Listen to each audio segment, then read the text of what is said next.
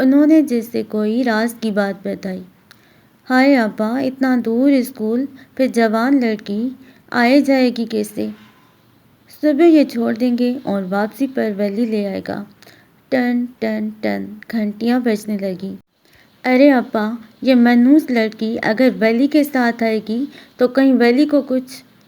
انہوں نے بات ادھوری چھوڑ دی۔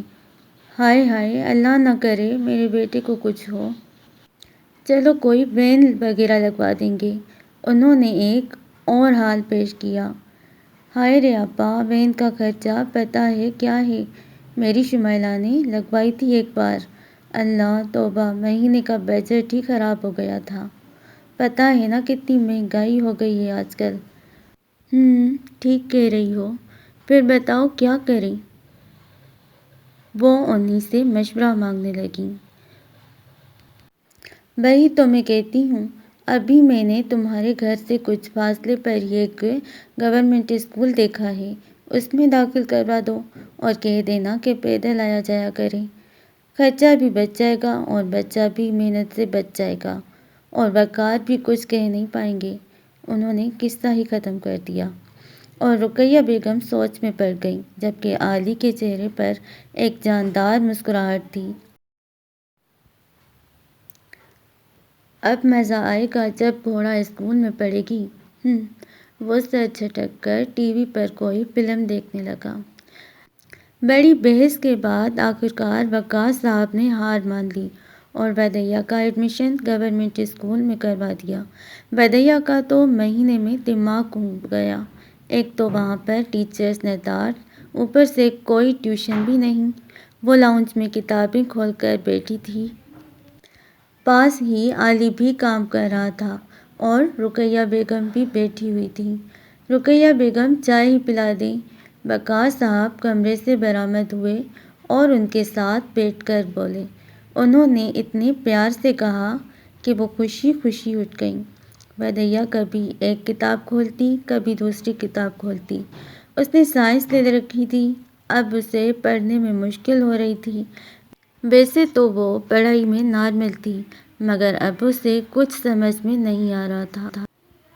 وقاص صاحب اس کی حرکات و سکنات کو بڑی غور سے دیکھ رہے تھے۔ کیا بات ہے بیٹا، کوئی پریشانی ہے؟ انہوں نے بدیہہ کے سر پر ہاتھ رکھ کر کہا تو نہ چاہتے ہوئے بھی اسے رونا آ گیا۔ ماموں، مجھ سے پڑھا نہیں جا رہا۔ کیوں بیٹا، کیا ہوا؟ وہ ماموں، ٹیچرز 3 دن سے نہیں آ رہی تھیں، آ جائیں تو پورے چیپٹرز کا کل ٹیسٹ کہہ دیا، اوپر سے پڑھایا بھی نہیں انہوں نے۔ اب میں ٹیسٹ کیسے دوں؟ تو مشکل ہے مگر حل آسان ہے، وہ اسے پچکارتے ہوئے بولے۔ عالی کے کان بھی کھڑے ہو گئے۔ بیٹا، تم ولی اور عالی سے ہیلپ لے لو اور تھوڑا بہت تو میں بھی بتا دوں گا، ٹھیک ہے؟ مگر ماموں، ولی بھائی کا تو اپنا بھی اتنا کام ہے۔ وہ خطرے کے پیش نظر عالی کو نظر انداز کر گئی۔ اس نے کن آنکھوں سے دیکھا تو عالی کے چہرے پر واضح ناگواری تھی۔ تو بیٹا کیا ہوا، عالی ہے نا، اور ویسے بھی اس کے پیپرز ہونے والے ہیں، اس کی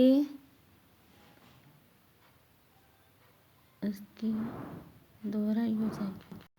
تو بیٹا کیا ہوا، عالی ہے نا، اور ویسے بھی اس کے پیپرز ہونے والے ہیں، اس کی دہرائی ہو جائے گی۔ مگر ماموں، وہ بس اتنا ہی بول پائی۔ چلو عالی، اسے یہ چیپٹر سمجھا دو، انہوں نے عالی کو کہا تو وہ بدیہہ کو گھورنے لگا جیسے کچا چبا جائے گا۔ جی پاپا، وہ دانت پیس کر بولا، جبکہ بدیہہ کا اپنا حلق خشک ہوتا محسوس ہوا۔ اس کو اپنے پیچھے کسی کے ہونے کا احساس ہوا۔ اسے لگا جیسے کوئی پیچھے آ رہا ہے۔ اس نے مڑ کر دیکھا تو کوئی نہیں تھا۔ اس نے اپنے قدم اور تیز کر دیے اور گھر پہنچ کر شکر ادا کیا۔ ابھی اندر قدم رکھے تھے کہ رضوان سے ٹکراؤ ہو گیا۔ کدھر سے آ رہی ہیں آپ جادوگر حسینہ؟ وحشیانہ نظروں سے اس کا سر سے پاؤں تک جائزہ لیا۔ وہ رضوان کو اگنور کر کے نکل رہی تھی کہ اس نے ہاتھ پکڑ لیا۔ بھئی کچھ وقت ہمیں بھی دے دو جان من۔ وہ بے تکا ہنسا۔ چھوڑو مجھے، بدیا نے ہاتھ چھڑوانا چاہا۔ بھئی ہم تو نہیں چھوڑ رہے تم کو حسینہ، ہمت ہے تو چھڑوا لو۔ پان سے بھرا منہ اور اس سے نکلتی لالیاں، وہ عجیب خبیث انسان لگ رہا تھا۔ چھوڑو، اس نے چھڑوانے کی پوری کوشش کی مگر گرفت محفوظ تھی۔ اے لڑکی، کیا کر رہی ہے وہاں؟ رقیہ بیگم نے ہال کے دروازے سے باہر نکل کر کہا، جبکہ پودے کی وجہ سے رضوان ان کی نظروں سے اوجھل تھا۔ وہ مامی، یہ رضوان۔ اس نے گھور کر اتنا ہی کہا تھا کہ رضوان نے فوراً بازو چھوڑ دیا۔ دوپہر کی دھوپ کی وجہ سے وہ پسینے میں نہا گئی۔